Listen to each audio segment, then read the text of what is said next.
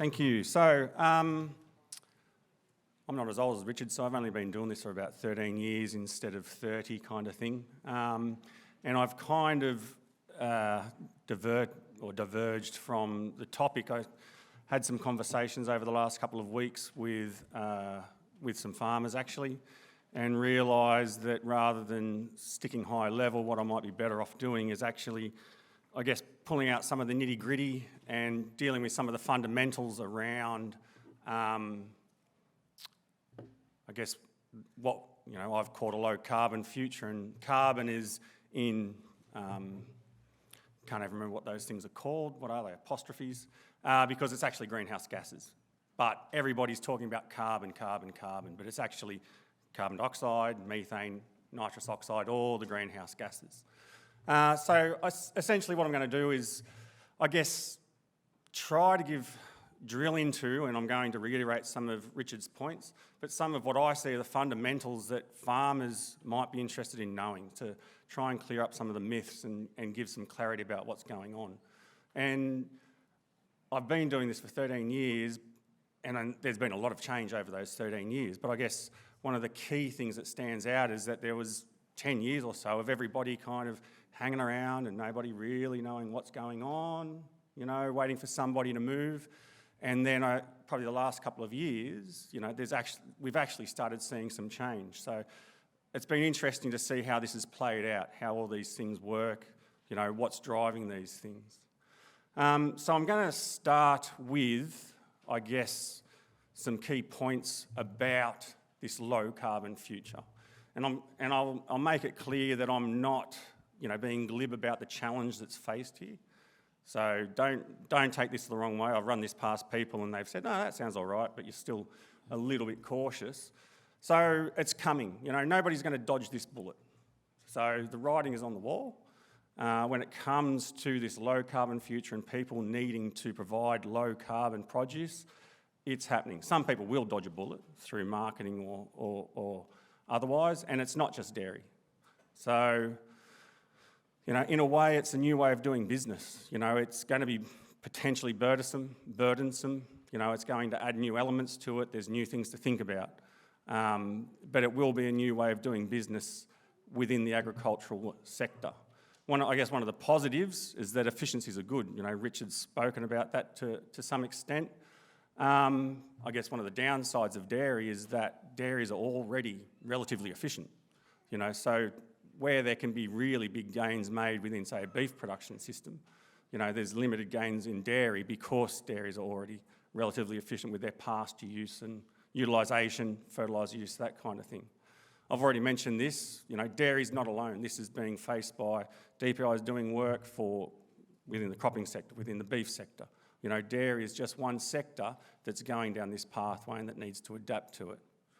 I actually see this as a little bit of a positive, and this is that the policy framework around this and the targets are set. They're known. There may be some adjustment, but you can actually look to the future and say this is where we need to get. This isn't a drought that comes up and the tap turns off and then suddenly you're facing no feed, you've got to buy feed in, the arse falls out of the livestock market, you've got to buy in hay and feed at astronomical prices.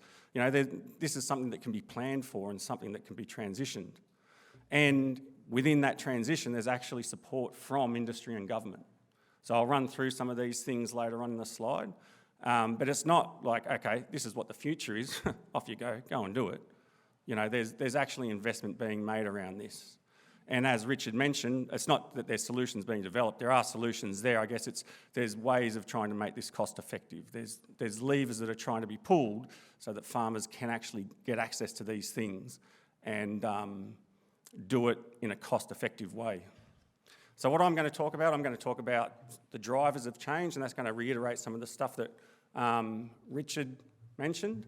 I'm also going to talk about greenhouse gas accounts or carbon accounts, carbon footprints, and just bring that back to the basics of what that is and how you might go about it. I'm going to talk a little bit about demonstrating greenhouse gas emissions reductions. Again, that'll reinforce some of the stuff that Richard spoke about and how you might actually go about that. And then I'm going to talk about risk awareness and management. So farming is just about risk, whether it's market risk, climate risk, whatever it is. So there's risk around making those decisions within a farming system, and the way that people see that risk will differ because everybody's got different risk appetites, everybody's got different cash flows, capital assets, those kind of things. And then I'll round off with some of the initiatives that are actually out there right now that at a state level as well as a federal level, that people can start tapping into to get more information about this so that they can get some education and they can get some understanding. So the drivers of change. There's been policies put around the world at an international level. There's been policies put in at state levels, net zero targets and everything else. And that was, the talk was that these were going to be the big drivers of the kind of change that we're starting to see now. But what's unfolding to me, I don't see them as being the key driver. The IPCC, which is the Intergovernmental Panel on Climate Change, they do reports on a regular basis every 4 or 5 years. They look at what's going on and they give recommendations around the way that we can, keep our emissions to a certain point and, keep temperatures to 1.5 degrees. That's had an influence, but I don't see that as the major driver. And then the other one was carbon markets. I was involved in the setting up of some of the DRF methods in 2014, and they thought it was going to be a game changer for the agricultural sector. It hasn't been, So carbon markets are there, but, Richard, and I'll talk about that as well, the risks around participating in carbon markets. So, and there's a reason people haven't done it, and it's because that people just, have recognised the risks. So they haven't been one of the key drivers. So this is what I see now as playing out as the key driver for the need to reduce on-farm greenhouse gas emissions, 100%. And that's corporations setting net zero targets. So not just greenhouse gas emissions reductions targets, but net zero targets. That is the key driver that I see playing out. What's driving these corporates to set targets? One is consumers. So this picture here, I'm not even going to bother trying that. So the picture there gives an example of carbon footprints.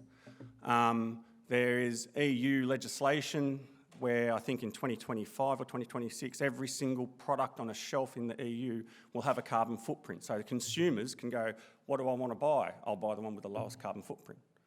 So they realise that they've actually got to do something about this because it's a market access issue.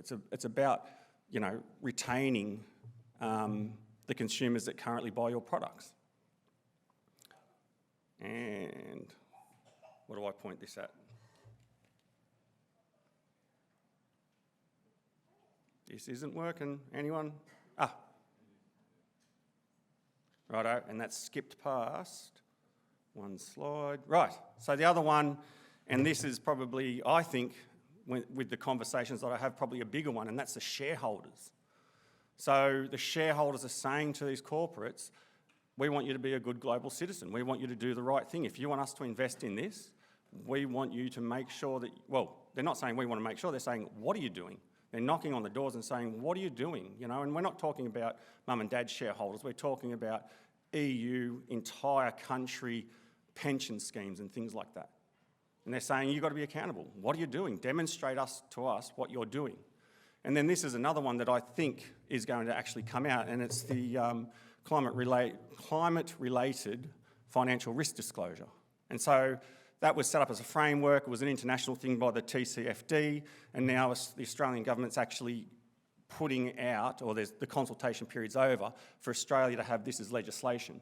And what it means is that if you're a corporation that meets certain criteria, so at the moment, I can't tell you what they are off the top of my head, at the moment it's only the largest corporations that report under existing financial legislation, they actually have to disclose what the climate risk to their business is and what they're going to do to mitigate it. And that, my understanding is, it'll be done for those larger businesses, but that will slowly become a thing for maybe everybody. Every corporation that has shareholders has to actually be transparent about that and disclose it. What happens if you disclose it and something else happens because you didn't disclose the right thing? We don't know yet, but it's going to be something that boards of corporations are going to have to deal with. So I see that that's probably going to be something that will drive it. So looking at corporate targets, the way that it's played out in the conversations that I've had is that shareholders and consumers have gone to corporates and said, righto, what are you doing about this? Not, oh, this is something, if you want us to keep investing in your business, we love your business, you give us really good returns, but if you want us to keep investing in your business, what are you doing about that? So the corporates go, we'll go and set a target. And as Richard said, you know, they set a target and then go, oh, hang on a second, how do we do this? But those targets include Scope 3 emissions. So if you're a dairy processor, that includes the emissions associated with producing the milk. So then, once they figured out where their emissions are coming from, they then go to their supply chain and say, hey, you know what, we've actually assessed this and yeah, you're a bit of a problem. So what are you going to do? We need you to do something so that we meet our target. And there's a really good example of this with a cotton production and ginning company. So it's not dairy, but it's a cotton production and ginning company. And an international apparel corporate, who they sell a shit ton of their cotton to, came to them and said, righto, we've got a target, what are you going to do?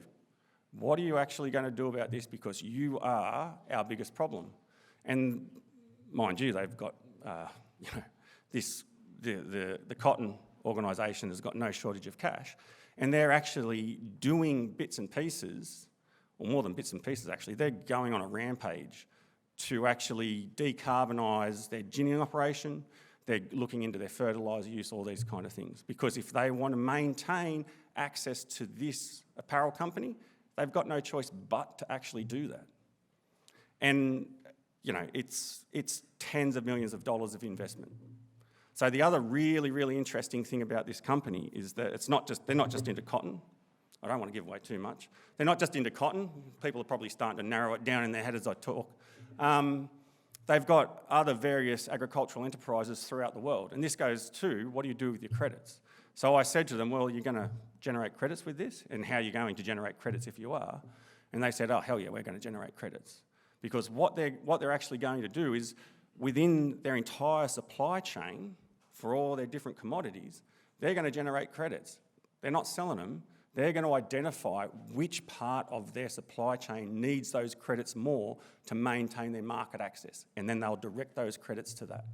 So if cotton is the key thing if cotton is their key business that's most at threat, within their other industries where they're setting up these emissions reductions and generating credits, they'll just pile them into the cotton. So they can go to this international apparel guy and say, there you go. They're not selling them. Everything is going back into their business, and they will optimise that so they can maximise their return. I think that's, you know, there's a pretty big lesson in that, I think. That was a reminder to talk about those real-world examples, so I can skip past that. So when I said that businesses do their, you know, they look at what their emissions are, they're essentially doing a greenhouse gas account. So, and hopefully I'm not telling people to suck eggs, but I just want to dip into that a little bit. You know, what is a greenhouse gas account? So if you look at a financial account, you know, when you look at it at a point in time on an annual basis, it's got your outgoings, it's got your incomings, and it gives you what your balance is, right? A greenhouse gas account is exactly the same thing as that, exactly the same concept. You have got greenhouse gases that you emit, you've got sequestration, and then at the end you've got a balance. And that is your greenhouse gas account. So this is from a carbon calculator or a carbon footprint calculator, and this is what numbers for a dummy farm look like. So, and I'm not going to go into the total emissions versus the emissions intensity piece. You know, that's critical, but I didn't want to go there. So for this particular farm, their total emissions was 2,000 tonnes of carbon dioxide equivalent. But then you can also look at that on an emissions intensity basis or a carbon footprint basis, which gives them 1.05 kilograms of carbon dioxide equivalent per kilogram of fat and protein corrected milk. And that second one is what they're buying, you know, as Richard indicated, that's what they're buying on. They're not looking at that number up the top, they're looking at the second number there. What's your emissions intensity? And that's what you want to be moving your needle on through productivity benefits, those kind of things. And that is where those That's where those gains and that market access is going to be maintained. When you look at a greenhouse gas account, you can actually look at it and see where emissions are coming from. So this is just an on-farm green carbon account for an average Australian dairy from a research publication in 2014. But the column that's furthest to the left gives you what the footprint is, which is 1.1 in this instance, and then it breaks it down into the different emissions categories. And it's essentially a pie chart, equivalent to the pie chart that Richard put up. But you can see that the biggest contributor to that is the enteric methane. So that tells you where you can actually have those impacts, or what you might want to pull a lever on, particularly if it's going to be cost effective. You can also do it on a percent basis. So you look at it in this instance, I can't read that because I haven't got my glasses on, but it's maybe 70% of the enteric total emissions come from enteric methane. So it's just a way of identifying where your emissions are coming from. So when you look at a greenhouse gas account, it's not just how much you're producing, it's what your total emissions are, or your net emissions are. It's also what the emissions intensity are, and then you can use these kind of things to break down where that's coming from so that you can make some decisions around this. And when Richard said know your number, this is all part of knowing your number. When we're looking at doing a greenhouse gas account or a carbon footprint of production, these are some of the things that are available already. So Dairy Australia has put together the Australian Dairy Carbon Calculator. That's free to use. It's an Excel spreadsheet. That picture there on the right is just an example of what it looks like when you go into the interface. It's pretty easy to use. But then there's Dairy Base, and somebody mentioned that at some point already, where I think, where Dairy Base essentially, I think you have to answer a couple more questions, and it does a carbon footprint for you. So that capacity is already there. You've got the GAF tool, which is managed and monitored by Richard's team through the University of Melbourne. Again, it's an Excel-based tool. You just download it and put your data into it. There are commercial options out there. So people are actually selling this kind of software. Hey, we've got the latest whiz-bang thing. One of the benefits of that was that, particularly in grazing and cropping enterprises, was some of those commercial options actually tap into the back of your farm management software. So you don't do anything additional to what you're doing now. It's not you're going away and getting a carbon footprint. You're doing what you always did, and then you press a button, it shoots through, sucks out your data and gives you a number, and it's done. So those kind of things actually streamline this process. But the federal government is setting up the capacity to do that anyway through that's what I'm hoping it'll turn out through an initiative that they're doing. So there are tools out there. You don't actually have to pay somebody to do this. If you're competent, you can do it, and you can muck around and use these tools to actually see. So the Australian Dairy Carbon Calculator's got emissions reduction strategies built into it, so you can see if I implement X, what kind of reduction could I expect to get, or would I hope to get by doing that. And importantly, when you're doing a greenhouse gas account, make sure you use robust, internationally recognised calculations. So the point behind going through what I'm about to go through is that there's a reason that we use what we use. So if you use the ADCC or Dairy Base or the GAF tools, they use specific calculations. And it might be like, well, what a load of crap. Why are we using these calculations? This is why we use those calculations. Each year, it takes 2 years for them to do it. The Australian government compiles every single greenhouse gas emission from our economy, from Australia, okay? And we get that's released, and we can see what the total methane emissions were, or what from animals, or what the total fertiliser emissions were. It's all contained in this. 300 pages of reading, put you to sleep in a heartbeat. I know it far too well. The interesting thing about that is that the data, or that report, is actually submitted to the United Nations Framework Convention on Climate Change, the UNFCCC. And the UNFCCC then takes everybody's accounts, compiles and goes, okay, now we've got a global estimate of greenhouse gas emissions. So that's giving us an idea of what's happening at a global level. That then flows through to the International Governmental Panel on Climate Change. So they pick up the UNFCCC data and then say, so this is where we were, this is where we are, let's do some projections, and then they start doing the scientific analysis about where we're going and those kind of things and what our options are. Critically, the IPCC then says these are your options for calculating your greenhouse gas emissions, which then flows back down into our national inventory report. So then when we say, actually, we're going to do it a different way, it flows up into the UNFCCC, goes across the, and it's just this circular thing where we're constantly improving things. So the reason why I put those particular calculators up there is that they use those equations. They are robust, they're internationally recognised. What happens if you don't use those equations? Number on the left comes from the Australian Dairy Carbon Calculator. The number on the right comes from something called the Cool Farm Tool. So the Cool Farm Tool, it's not easy to use because they use bizarre names to explain, like lowland and upland dairy. I wouldn't have a clue what it means. But it's a web-based tool. It's actually quite easy to use. You put your data in and everything else. But when you put exactly the same data in, you get a different answer. And that's because the Cool Farm Tool uses not the Australian calculations, the UK calculations. So you make sure that the calculations are relevant to Australia, and that is the most robust way to do it. Now, people might go, well, screw that, I'm going to use the Cool Farm Tool. Look at that, I look much better.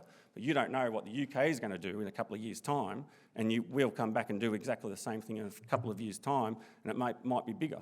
So remaining consistent is the best thing to do. Remain consistent and always stick to those same things that are robust and internationally recognised. Data requirements. This is where it starts getting a bit problematic. If anything, probably the dairy industry is well placed for this because you have relatively easy access to animals. They come in regularly. You don't have 1,000 head of cattle on 10,000 acres kind of thing. But that gives you an idea of the type of data that you need so that you can do a good, robust greenhouse gas account. So if you download the ADCC or the GAF tool, it will tell you and show you that, this is what we need. The better the data that you have, theoretically, the better the number that you've got, the more robust number that you've got, and it can be done on a quarterly basis or an annual basis. So it does need data, and data is probably going to be we've recognised that data is going to be one of the big limitations of people doing this, and that's something that we're working on. 4 rules of demonstrating greenhouse gas emissions reduction. So you've done a greenhouse gas emission account, you go, okay, I'm going to go out and I'm going to reduce my emissions. Great.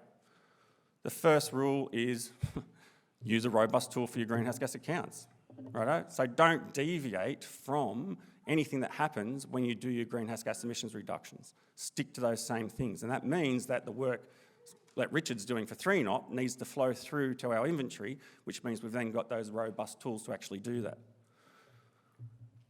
which is the second point. So make sure that the emissions reductions calculations that you're using are robust as well, that they're internationally recognised. And that stuff will flow through. We've got some, for certain things, we've already got those calculations. For others, we don't have those calculations yet. So that's a limitation within itself. The third is you don't need to, and this is something that Richard mentioned, you don't need to generate greenhouse carbon credits to reduce your greenhouse gas emissions. You don't need to actually have those credits and cancel them or do something and have an account.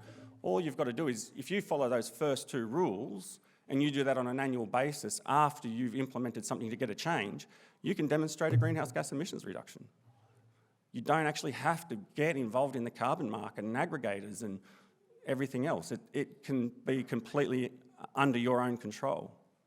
And again, reinforcing Richard, you can't double count. You can't say, hey, guess what? I've got these, if you do generate credits, I've got these credits, I'll sell them to a coal-powered fire station. Because they're claiming it off their account, you can't claim it off your account. There is one technicality, and that is if you sell them for a pathetic price to the federal government and they cancel them, then you can. So that is one loophole that you can actually take advantage of, but $12 a tonne or something instead of whatever the open market is, $40 a tonne. So you take a price hit. But there is potential to actually do that. When it comes to reducing greenhouse gas emissions, if something sounds too good to be true, then it not definitely is. The chances are that it is. People will try and sell this and they'll try and sell that. And if it just, as Richard said, there's nothing that's economically viable at the moment. So if somebody comes and says, hey, guess what? If you let me do this and then do that, you'll make all this money, you'll have all these emissions reductions. No. It's important to understand in this process 2 key risks. Is that my half hour? Hope not. 5 minutes, awesome. Understand 2 key risks. The first is what I call sequestration risk. So Richard addressed this. I'll talk to it quickly now that I know I've got 5 minutes left. Avoided emissions. Once they're gone, they're gone. If you used to use a diesel tractor and you go to an electric tractor, you can say, I've got an emissions reduction. You don't have to worry about that coming back on you at a later date. Sequestration, if you sequester soil carbon or you sequester carbon in trees, there is a relatively high risk, I'm saying relatively here, high risk that it's going to go back up, okay? Because a bushfire is going to emit it, or if it comes to soil carbon, you can lose it. So this is field data from research sites we've got at Canoundra, where we actually implemented change in 9 out of 10 sites and we left 1 site the same. And in the first 5 years, we had really, really good increases. And we thought, this is awesome. This is what we should see. We went back 10 years later, and most of those sites had lost those gains. So in those first 5 years, people would say, look at that, I've done something to reduce my carbon footprint. After those second 5 years, they're going, oh, I've suddenly got to tack that onto my carbon footprint. So there's a lot of risk around this when you're using it. The really interesting thing, as a bit of a side note, is that this was one site that actually maintained that carbon. I went and sampled this site and looked at it and just thought, holy crap, this guy's flogged the shit out of this place, you know. We had a meeting later on to take him through the results, and I said to him, oh yeah, you know, that paddock, you know, not wanting to say it looked like you flogged the shit out of it. And he looked at me and said, mate, I flogged the shit out of that. And that is the one that stored the most carbon. So he took 7 cuts of subclover, right, off that paddock, and he maintained it and dumped 500 kilos of super per hectare, which is a lot for Canoundra, over 2 years, and he maintained his soil carbon, fertility, N. You put N in there. You put N in, you get C. And it's not an isolated incident. This is from Condo Research Station. Same thing happened. So you can lose your soil carbon. The interesting thing about the Condo data is there's 4 different lines there, right? And those 4 different lines are treatments. 3 are cropping treatments, the other one's permanent pasture. So going from cropping to permanent pasture, you will end up with more carbon. It doesn't mean that you don't lose all of it. Right? So management has a role. Climate is the driver of soil carbon. There's a lot of risk there. The other one is scheme risk, greenwashing. No dairy processor wants to have a headline like this about them. Hey, guess what? They've done this to get carbon credits, and we've just found out that it's complete and utter crock of shit. Nobody wants that, and this is exactly what is happening. You know, this is being uncovered, so it's got to be robust. If somebody does something dodgy, I'm almost guaranteed it's going to come back and bite them in the butt long term.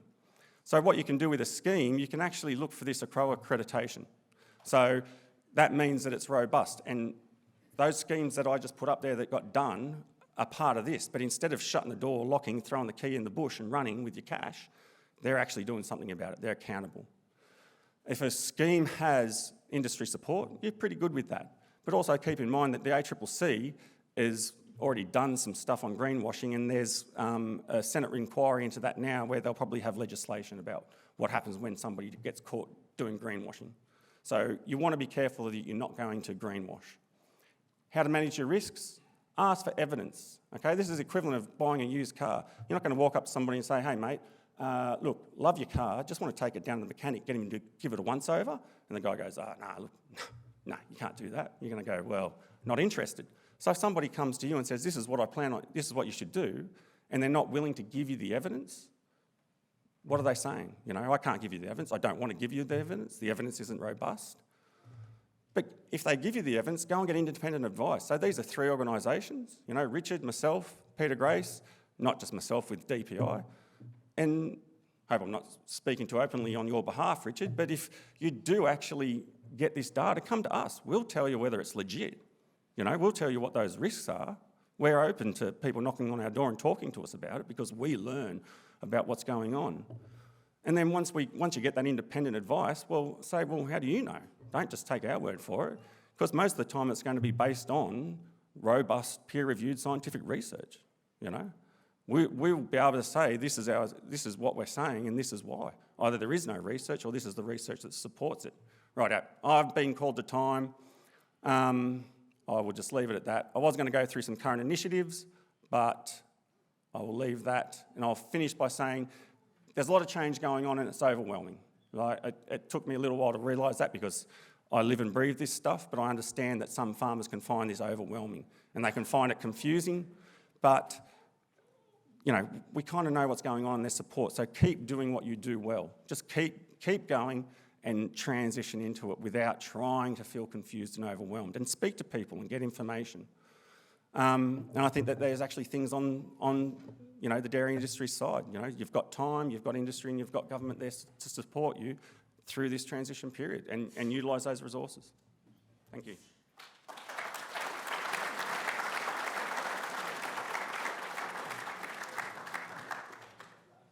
Thank you very much, Aaron. Of course, thank you to Richard before. So, folks, we've got about 7 minutes for questions.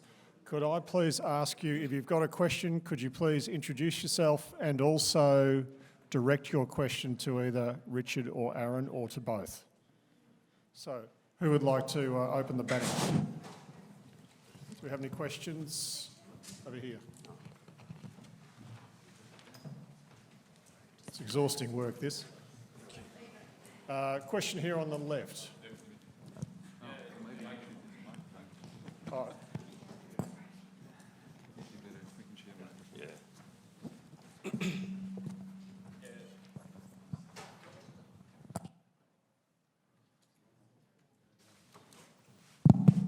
Yep. I just got something in my head for a few years. And that question is related to the milk pool in Australia. Like the milk pool after 2016, after the crisis we had, it's been reduced dramatically. So the reduction in number of cows in Australia, it's been the biggest since 2016, the dairy cows in Australia. But how that one will be related to the emissions, like the best way to reduce emission if you sell the farm. And for example, where we're farming, the 3 farms around my area, they got sold. They put the farm into the blue gums. And I was thinking, yeah, this is one of the best ways to reduce emissions. But how the target we have to achieve by 2030, it can be achieved by the reduction of the total milk production, or how we can put that number of dairy farmers got out since 2016 by reducing the milk pool, how that will be relaxed, or how that will help to the target to reach by the near future. So yeah. So I guess I've got... So one of the interesting things, and I'll let Richard address it after this, is that we might be able to reduce our own country's footprint or our own country's emissions by reducing things like reducing cattle number, for example. And that's good, but we need to be careful that in, let's say wheat production, if we halve our wheat production because we want to reduce our emissions, doesn't mean that the world stops demanding that wheat. So Australia is relatively efficient and good with greenhouse gas emissions for wheat production, but if we stop doing that, that means it's still going to be demanded from somewhere else, and that production will occur somewhere else, and that could occur with more emissions than what happens in Australia. So when we look at what we're doing here in Australia, if we're relatively efficient at a global scale, that's awesome, and we need to actually encourage us to keep doing that for that global benefit, not necessarily for our own emissions. But if you want to... Yeah, I think there are just two separate things happening here. One is their industry targets. Like we know the red meat industry has a carbon neutral 2030 target. That does not mean that every farm has to be carbon neutral. It's an industry target, and that's industry target for the total emissions, not emissions intensity. Then separately, when you're a farmer trying to sell to your supply chain, actually what they can buy on is the emissions intensity, is the only mechanism they've got. So I think for the farmers here, focusing on the emissions intensity as a target doesn't mean to say you sell the farm next door, because technology will come through over time for you to keep dropping that number. So there's a separate target. Like dairy might have a target for emissions total across the whole dairy industry. But each individual farm, when you're trying to sell to your supply chain, will have to demonstrate your emissions intensity which they buy on. So two separate things and two separate drivers. Thanks for the question. Next question. Wolfie, up the back.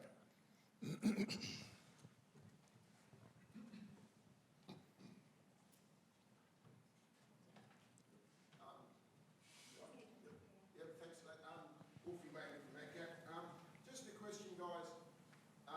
Has anyone looked at reducing our emissions by addressing the waste along the whole dairy industry supply chain? So, you know, that waste could be at the farm level, processor, and really importantly, the food that still gets wasted at the end of the supply chain. And I'm guessing it's going to all impact on our emissions intensity, so it's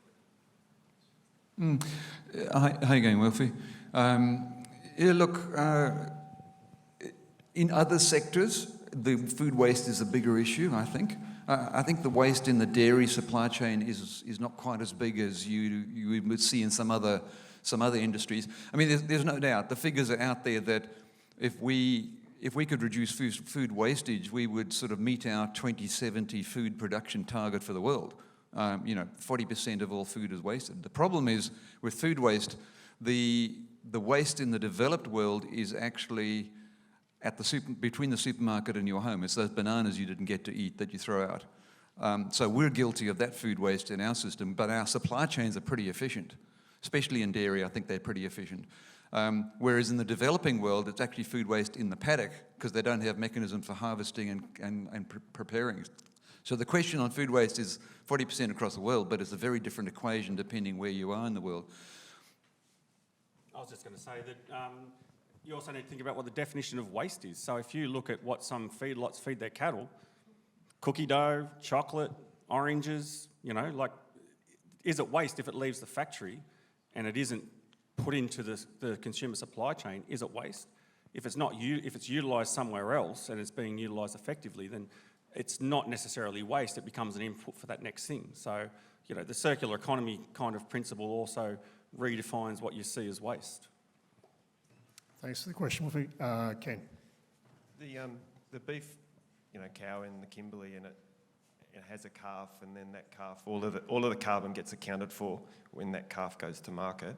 In the dairy industry, you produce a calf, and then the cows on top of that produces sort of 7,000 litres of milk, and its carbon's been accounted for in the dairy production. I just don't understand why our beef products coming out of the dairy industry are not getting a premium. Why aren't they being chased down and queues at the meat processors for the dairy beef because of the production life cycle and how the carbon's accounted for? It just doesn't make sense to me. Got good news for you, Ken. We're all over it. We did a conversation between the red meat industry and the dairy industry, and if you run our carbon calculators for beef, then we have to assume 100% of the emissions of the breeder herd go to the steer.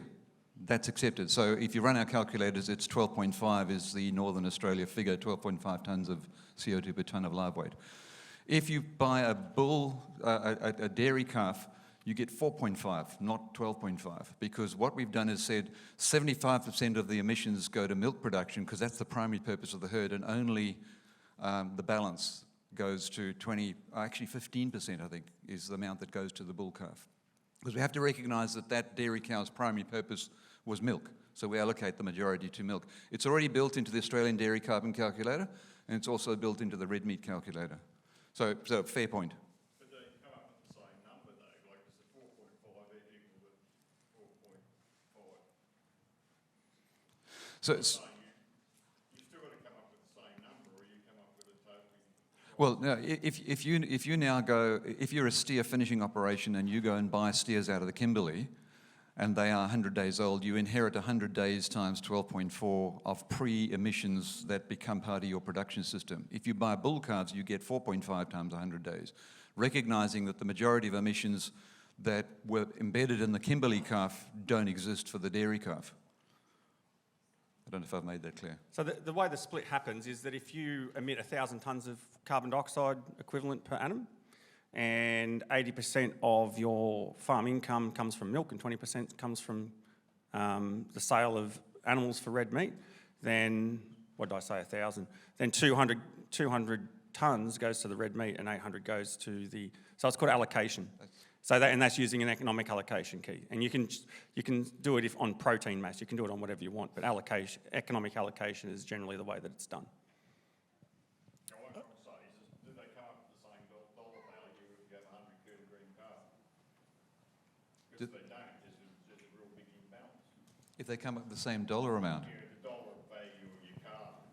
Oh, well, if you're having to pay for emissions, then, you know, groups like Greenham's are all over this because dairy bills are getting another run, apparently. So, I don't know, you would know something about... No? Okay. He doesn't know. No, but some of the supply chains are saying this is favourable for bull calf sales in the dairy industry because they actually, you inherit them into the beef system with a lower inherent emissions, so they're actually becoming more valuable. What happens if you have this gets complicated, but if you have a dairy cross, beef and right, it goes along with the feedlot. Do they call it a dairy cow or do they call it a beef cow? Well, it all depends. If you've got a dairy system that is designed to produce milk, it doesn't matter what bull you've used. What matters is the primary purpose of those dairy cows and the emissions of the whole system, 85% was dedicated to milk production and only 15% to the calf, regardless of what bull there was. Like if you're deliberately producing a crossbred bull to go into the beef industry, that doesn't matter. The primary purpose of those emissions was milk production. I reckon if it had decent marbling, they'd label it as Angus regardless of what it was. Thanks for that. Ad's going to have the last question / comment, given that he's travelled the furthest, and then we'll break for lunch. Ad. So do I understand well that there's no any structure as well? Some farmers are aware of data about emission, carbon footprint as well, but some farmers, they know nothing. Is that right? Yeah. Correct. It's concerning a bit. So I ran out of time because I gas-bagged a bit too much, but there are initiatives by the federal government as well as New South Wales DPI that are actually running programs to educate farmers about all this stuff. And that, you know... It's all on free basis. Yeah, they well, can join it or they don't have to. Programs or about carbon footprint or greenhouse gases emissions or... Yeah, some farmers, they know nothing about it. There's a major awareness campaign needed still to get farmers all to understand and get across this. That's why we're involved in this. That's why we put together the training course through the University of Melbourne. We're trying, but, you know, we've rolled out 5,000 so far, and I've got, well, just to give you some idea of the demand, there's 15 contracted consultants running our course somewhere in some country town every week in Australia. We're trying. Thanks very much, folks. Can you please thank again both our speakers, Aaron and Richard.